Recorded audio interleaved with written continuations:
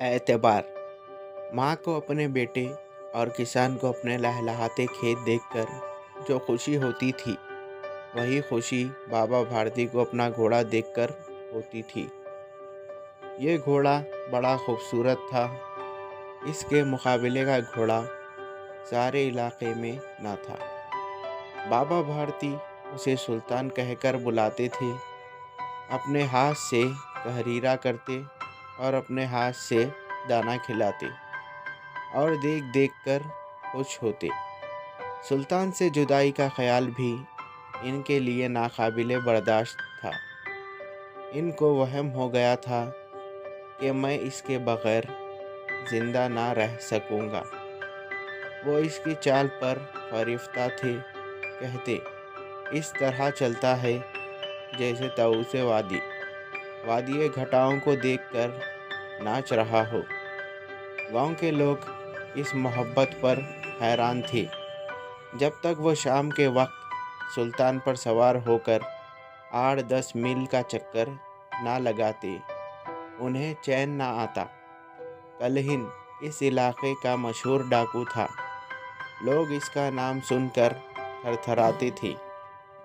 होते होते सुल्तान की शोहरत उसके भी कानों तक पहुंची। शौक ने दिल में चुटकी ली। एक दिन दोपहर के वक्त कलहिन बाबा भारती के पास पहुंचा और नमस्कार कर कर खड़ा हो गया। बाबा भारती ने पूछा, कलहिन क्या हाल है? कलहिन ने सर झुकाकर जवाब दिया, आपकी मेहरबानी है, कहो इधर कैसे आ गए? सुल्तान की शोहरत खींच लाई है। अजीब जानवर है, खुश हो जाओगे। मैंने बड़ी तारीफ सुनी है। इसकी चाल तुम्हारा दिल मोह लेगी। कहते हैं शक्ल भी खूबसूरत है। क्या कहें, जो इसे एक दफ़ा देख लेता है, उसके दिल पर इसकी सूरत नक्श हो जाती है।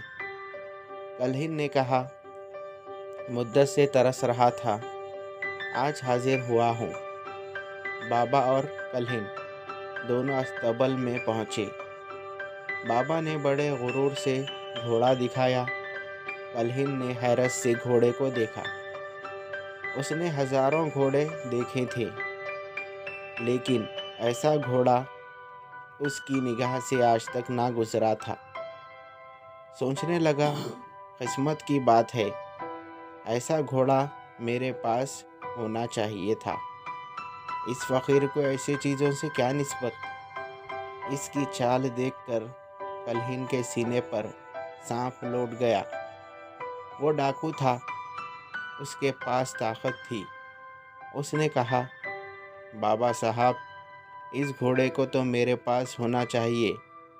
ये कहकर वो चला गया। बाबा खौफजदा हो गए। अब उन्हें रात को नींद ना आती थी। सारी रात अस्तबल की खबरगिरी में काटने लगे। हर वक्त कलहिन का खतरा लगा रहता था, मगर कई महीने गुजर गए और वो ना आया। यहाँ तक कि बाबा भारती किसी हद तक बेपरवाह हो गए। शाम का वक्त था। बाबा भारती सुल्तान के पीठ पर सवार होकर शहर को जा रहे थे। यकायक एक तरफ से आवाज़ आई, ओ बाबा, ज़रा एक मोहताज की बात भी सुनते जाओ। आवाज़ में रख थी। बाबा ने घोड़ा रोक लिया। देखा तो एक अपाहिज दरख्त के साए तले पड़ा कर्रा रहा था। बाबा भारती का दिल पसीज गया। बोले, क्यों, तुम्हें क्या तकलीफ़ है? अपाहिज ने हाथ बांध कर कहा, बाबा मैं दुखी हूँ, मुझ पर मेहरबानी करो।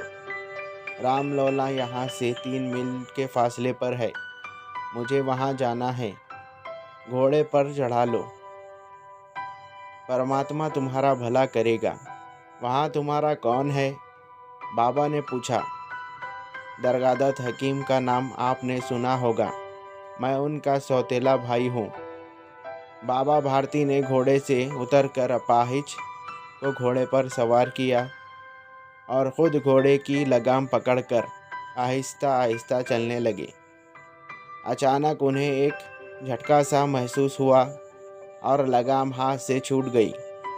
जब उन्होंने देखा कि एक अपाहिज घोड़े की पीठ पर तनकर बैठा उसे दौड़ाए ले जा रहा है, तो इनकी हैरत का ठिकाना नहीं रहा। उनके मुंह से चीख निकल गई। ये अपाहिज कलहीन डाकू था। बाबा भारती कुछ देर खामोश रहे। उसके बाद पूरी कुव्वत से चिल्लाकर कहा, ज़रा ठहरो। कलहीन ने ये आवाज़ सुनकर घोड़ा रोक लिया और उसकी गर्दन पर प्यार से हाथ फेरते हुए बोला, बाबा साहब, अब ये घोड़ा ना दूंगा। बाबा भारती ने करीब आकर कहा, ये घोड़ा तुम्हें मुबारक हो। मैं तुम्हें इसकी वापसी के लिए नहीं कहता, मगर कलहीन तुमसे सिर्फ एक दरख्वास्त करता हूँ, उसे रोज़ाना, वरना मेरे दिल को सख्त सदमा पहुँचेगा। बाबा हुक्म दीजिए, मैं आपका ग़ुलाम हूँ, सिर्फ ये घोड़ा ना दूंगा। अब घोड़े का नाम ना लो, मैं तुम्हें इसके बारे में कुछ ना कहूँगा। मेरी दरख्वास्त सिर्फ ये है कि इस वाक़े का किसी से जिक्र ना होने पाए। कलहीन का मुंह हैरत से खुला रह गया। उसे ख्याल था कि बाबा भारती इस चोरी की इत्तला पुलिस में दे देकर मुझे गिरफ्तार करवा देंगे। वो सोच रहा था कि मुझे इस घोड़े के लेकर रपोश होना चाहिए। इसने बाबा भारती के चेहरे पर अपनी आंखें गाड़ी और पूछा, बाबा साहब, इसमें आपको क्या ख़तरा है? बाबा भारती ने जवाब दिया, लोगों को अगर इस वाक़े का इल्म हो गया तो वो किसी गरीब पर एतबार ना करेंगे। और ये कहते कहते उन्होंने सुल्तान की तरफ से इस तरह मुंह मोड़ लिया जैसे इनका इससे कोई वास्ता ना था। बाबा भारती तो चले गए, मगर इनका फ़करा कलहीन के कानों में अब तक गूंज रहा था। सोचता था, बाबा भारती का ख्याल कितना ऊंचा है। अगरचे बाबा साहब को इस घोड़े से इश्क था, मगर आज इनके चेहरे पर ज़रा भी मलाल न था। उन्हें सिर्फ ये ख्याल सता रहा था कि कहीं लोग गरीबों पर एतबार करना न छोड़ दें। उन्होंने अपनी ज़ाती नुकसान को इंसानियत के नुकसान पर कुर्बान कर दिया। ऐसा आदमी आदमी नहीं, फरिश्ता है। रात की तारीकी में कलहीन बाबा भारती के घर पहुंचा। चारों तरफ सन्नाटा था। आसमान पर तारे टिमटिमा रहे थे। कलहीन सुल्तान की लगाम पकड़े आहिस्ता आहिस्ता अस्तबल के दरवाजे पर पहुंचा। दरवाज़ा खोला था। कभी वहां बाबा भारती लाठी लेकर पहरा देती थी। कलहीन ने आगे बढ़कर सुल्तान को इस जगह पर बांध दिया और बाहर निकल गया। दरवाज़ा एहतियात से बंद किया। उस वक्त उसकी आंखों में खुशी के आंसू थे। सुबह होते ही बाबा भारती ने अपने कमरे से निकलकर सर्द पानी से गुस्ल किया। इसके बाद उनके पांव अस्तबल की तरफ इस तरह बढ़े जैसे कोई ख्वाब में चल रहा हो, मगर दरवाजे पर पहुंचते ही वो चौंक पड़े। उन्होंने अपनी गलती का एहसास हुआ। अब घोड़ा वहाँ कहाँ था? घोड़े ने अपने मुल्क के कदमों की छाप को पहचान लिया और ज़ोर से हनहनाया। बाबा भारती दौड़ते हुए अस्तबल के अंदर चले गए और घोड़े के लिए गले से लपेटकर इस तरह रोने लगे जैसे बिछड़ा हुआ बाप मुद्दत के बाद बेटे से मिलकर रोता है।